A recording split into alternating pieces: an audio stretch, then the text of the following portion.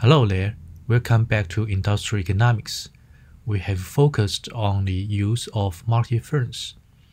We outline economies of scale and bureaucracy are the key factors to motivate firms buying inputs on the market. Transactions in a vertical chain are mainly the inputs or supporting services. That is, the firms are buying materials, intermediate goods, and services like logistic or payment system. Transactions of these products usually rely on contract. Sometimes it is reasonable that firms to make rather than buy. This is because contracting is too costly. In this video, we will introduce the theory of contract and the limitation of using contract so that firms tend to choose making the inputs themselves. Firms in vertical chain are nothing different with the ones outside the chain. They chase profits for their own, but not for the entire vertical chain. Usually, the contract can blunt suppliers' incentive by penalizing them of looking after their own interests and rewarding them. That helps their trading partners become more profitable.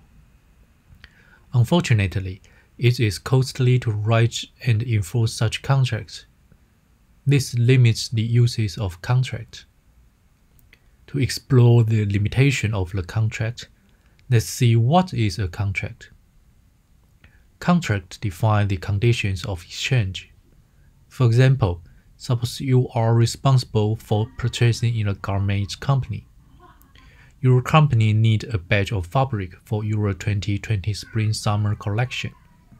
The contract you sign with your supplier may include the material and the color of the clothes, the volume of your purchasing, the date of delivery, and the price on this batch of textiles. All of these factors are conditions or clauses of contract. You may learn more detailed terms of contracts in your practical courses of international trade. For the terms I proposed in the above example, it could be a standardized contract. You would find this kind of standardized form on the back of the ticket and the specifications of online shopping. Some other contracts may be lengthy and complicated. For example, the contracts for sale of the Empire State Building in the 1960s involved more than 100 attorneys or 100 lawyers and was over 400 pages long. Why do firms use contract? Consider the specifications of inputs only does not provide the total story of the contracting. After all, buyers could buy the inputs produced in advance, which are matched with their needs, and take them back to their own factory immediately. That means no need to write down the specification, date of delivery, and payment. More importantly, contracts are written not only specifications we have mentioned above, but also the remedies when at least one of the parties did not fulfill the obligations on the contract. Also, injured firm might go to the court to enforce the contract. As the assumption of profit maximization, firms always want to break some of the conditions of the contract to take advantage on the vertical chain. If this kind of incentive disappears, we do not need a contract.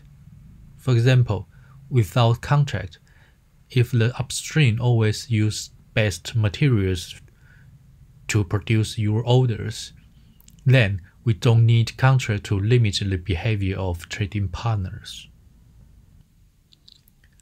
A complete contract that both parties can make sure their partners would follow the direction of the contract is rare. It requires, first, the contract must assign all relevant possible situations, or all relevant contingencies.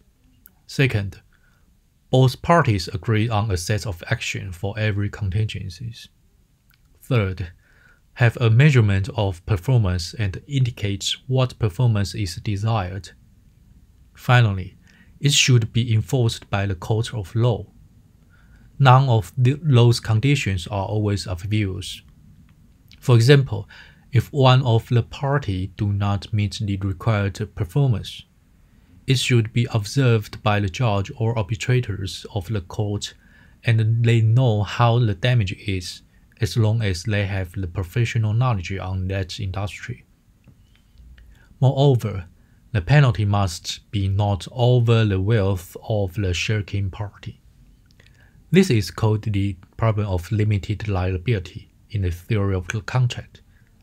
Limited liability is a constraint for contract design that the agent, the supplier, or the contractors have enough money to pay your loss as the required terms are not met.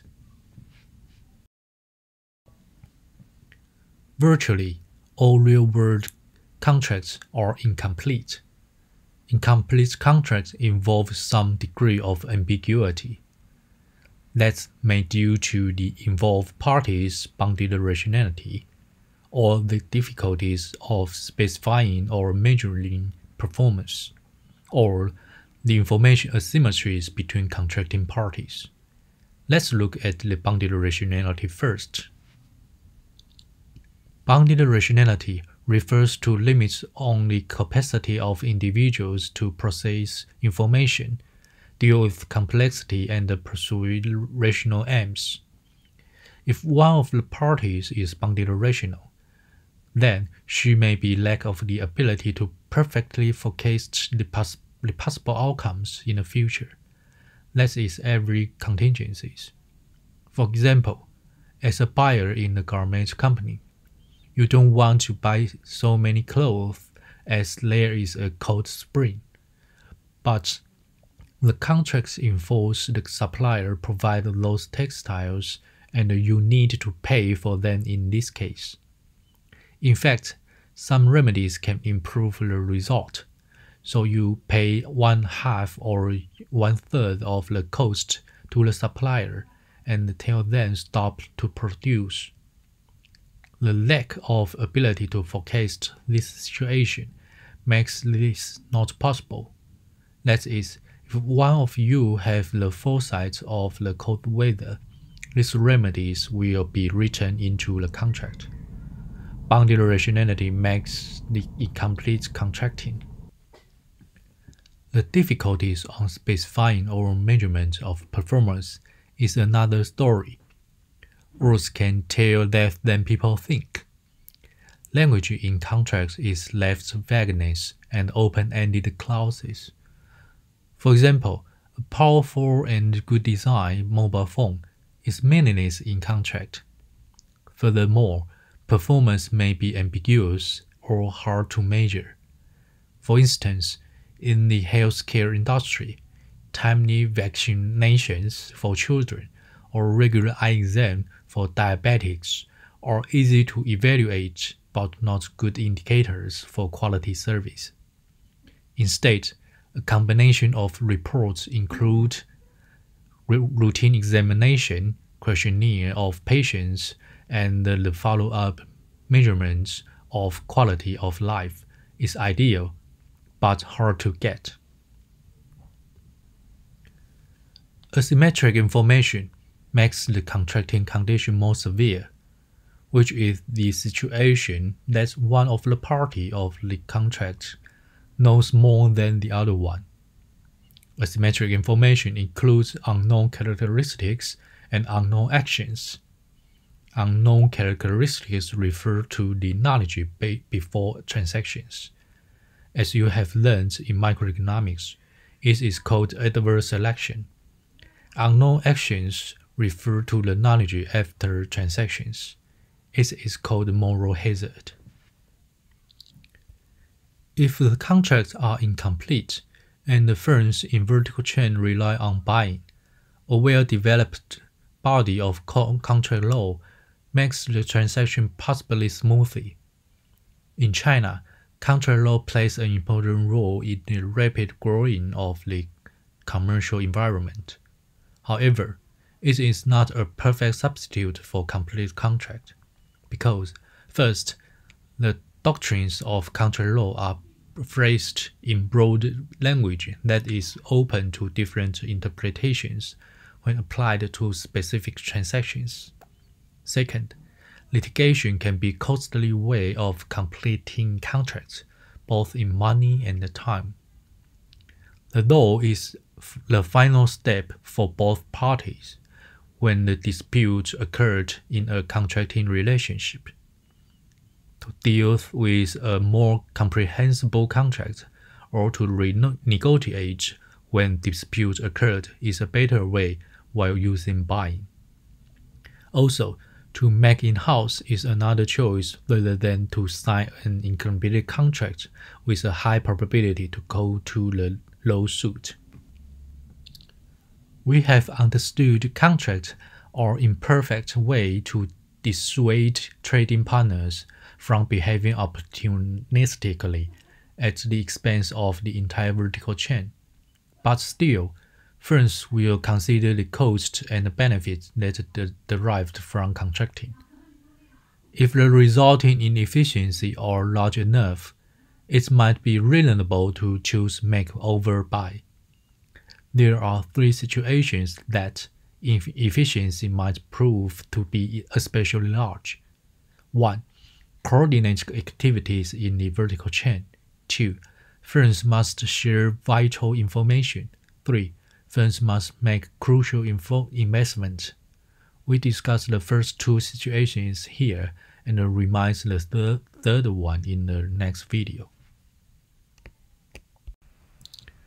Workers at different stages of the vertical chain must usually make complementary decisions to fit things together.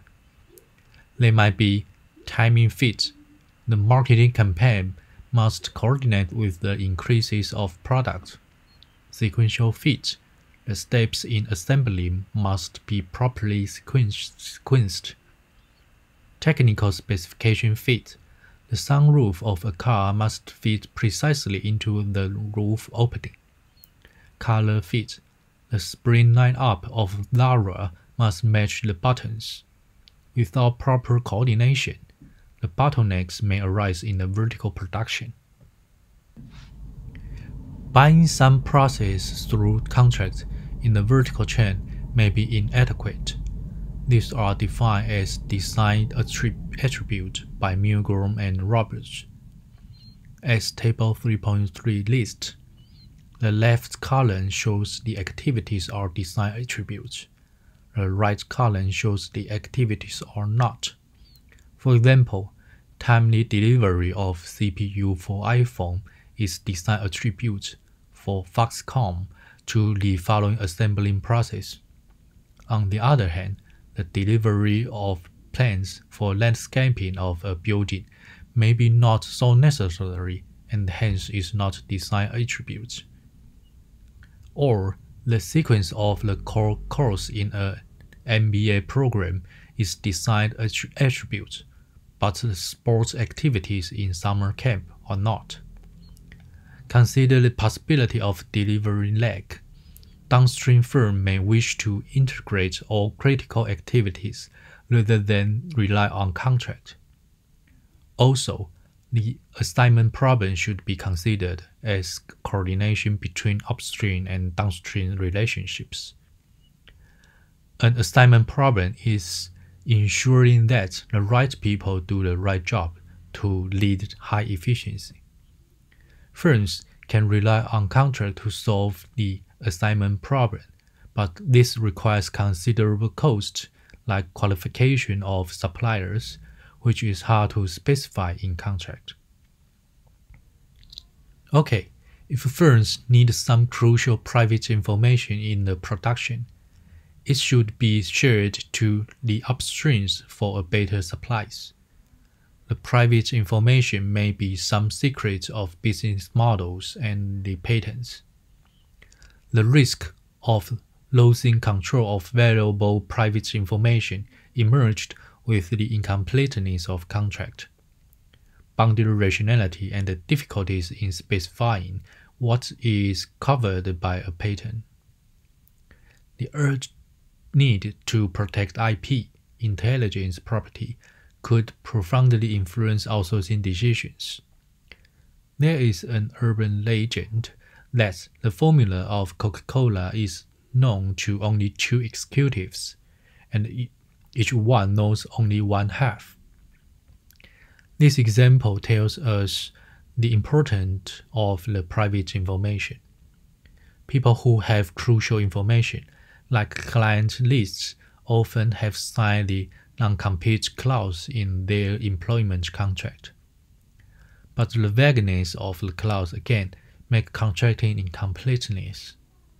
For example, the switch job management may use the relationship built on the client rather than use the client list directly, and this is difficult specifying of the violating the contract. By the way, in fact, a small group of executives in Coke know the entire formula. Okay, in next video, we will introduce the concepts of transaction cost and the derived problem in the vertical chain production hold-up problem.